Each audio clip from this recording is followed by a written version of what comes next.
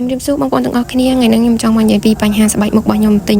ដោយបងប្អូនឃើញចឹងវាអត់ទាន់ជីស៊ូបួលទេប៉ុន្តែខ្ញុំក៏សប្បាយចិត្តដែរដែលវាបានធូរស្បើយចឹងថាការពីមុំជីបានហ្នឹងគឺថាវាមានបញ្ហាធ្ងន់មែនទែនវាឈឺលមាស់ពិបាកទ្រាំមែនទែនណាហើយពេលយើងប៉ះមុខម្ដងក្រោមទៅយើងអត់ចង់មើលមុខអត់ចង់ប៉ះមុខខ្លួនឯងទេអ្នកដែលមានបញ្ហា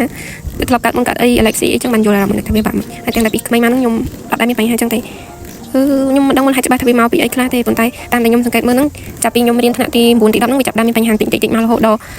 ឆ្នាំ2019ខ្ញុំចិត្តប្រឡងបាក់ដប់ហ្នឹងវាចាប់ដើមមានរឿងច្រើនទៅ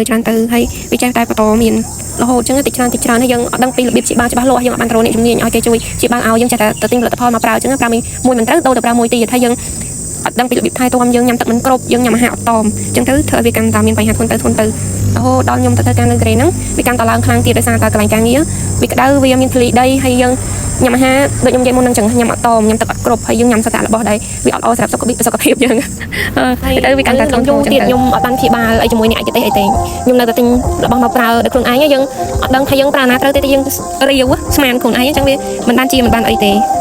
ហើយវាមកទៅមុខយើងមានស្នាមបោះហងខ្មោចអីចឹងទៀតដោយសារតែមុននឹងវាស៊ីសាច់យើងហើយអាហារនៅតែញ៉ាំតាមចិត្តចង់ចឹងរហូតដោយសារតែយើងធ្វើការយើងប្រើកម្លាំងច្រើនណាបើយើងអត់ញ៉ាំចឹងវាអត់មានកម្លាំងធ្វើការហើយយើងក៏អាចនិយាយថាវាជាលេខផងដោយសារតែយើងចង់ញ៉ាំខ្លួនឯងក្រោយមកខ្ញុំបានទៅព្យាបាលនៅ clinic មួយនៅគីមហេហើយពីទៅបែបតែយើងទៅព្យាបាលម្ដងខ្ញុំអាំងតែពេលគេមកឲ្យតមលេងចេញពីព្យាបាលមកលេងទៅកោអាំងបុកលហុងគេឲ្យតមវាត្រូវមែនដោយសារអាហារគេមានដូចអាហារយើងណាហើយទៅ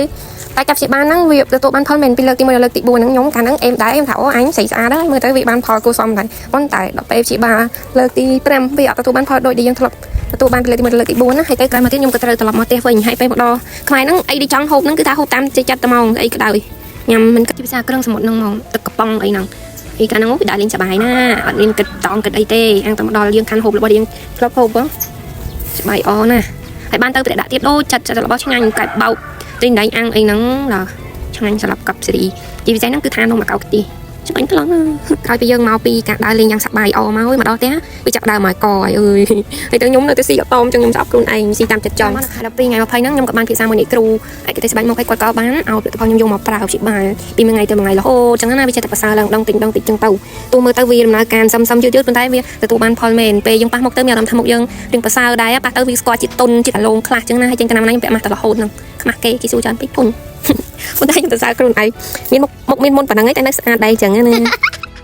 ខ្ញុំមកគិតមកដល់ឥឡូវហ្នឹងគឺរយៈពេល4ខែហើយវាបានប្រសើរឡើងច្រើនដែរហើយខ្ញុំក៏សប្បាយចិត្តខ្លាំងដែរហើយផ្លូវកាយផ្លូវចិត្តខ្ញុំក៏បានធូរស្បើយច្រើនចឹងខ្ញុំលើកទឹកចិត្តដល់អ្នកទាំងអស់គ្នាបើសិនមានបញ្ហាស្បែកមុខអីសូមកុំអស់សង្ឃឹមស៊ូឡើងជូនពរឲ្យឆាប់ជាទៅខ្ញុំទាំងគេអរគុណ